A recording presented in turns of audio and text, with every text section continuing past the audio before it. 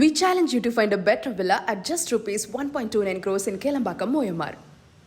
மயிலாடுதுறை மாவட்டத்தில் காற்றுடன் பெய்த கனமழை காரணமாக பல்வேறு பகுதிகளில் குறுவை நெற்பயிர்கள் வயலில் சாய்ந்து சேதம் அடைந்துள்ளதாக விவசாயிகள் வேதனை தெரிவித்துள்ளனர். விவரங்களை தர இருக்கிறார் செய்தியாளர் செல்லப்பா. வணக்கம், விவரங்களை வழங்கலாம். வணக்கம் தர்ஷினி.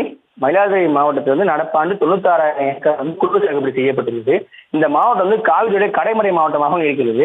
இங்கதான் காவிரி நீர் மேலூர் சட்டத்துல இங்கிருந்து பாசனம் பிரிக்கப்பட்டு அதுக்கப்புறம் பூம்புகார் கடல்ல கலக்கிறது.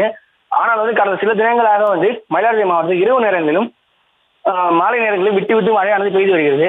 இந்த நிலையில நேற்று முன்தினம் அரை மணி நேரம் காற்றுடன் கூடிய கனமழை கொட்டிட்டு இருக்கிறது. இந்த மழையின் காரணமாக மயிலாடுதுறை, நலுத்துக்குடி, கோரங்குடி, கொண்டல், சீர்காழி, கிடாய், பொன்னூர், பாண்டூர், கீழ்மாத்தூர், கிள்ளியூர், மங்கநல்லூர் உள்ளிட்ட பல்வேறு இடங்களில் சுமார் 10,000 ஏக்கருக்கு மேல குறுவை அறுவடைக்கு தயாராக இருந்த நெற்கதிர்கள் வயலில் சாய்ந்து சேதமடைந்திருக்கின்றன. வயல்களில் தாழ்வான பகுதிகளில் தண்ணீரானது தேங்கி நிற்கின்றது.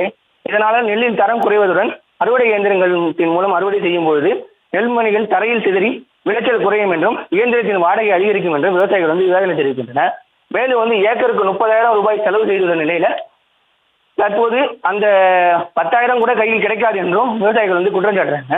மேலும் சாகுபடி தொடங்கிய போது தண்ணீர் தேவை ஏற்பட்டது. ஆனால் காவிரியிலும் தண்ணீர் கிடைக்கவில்லை.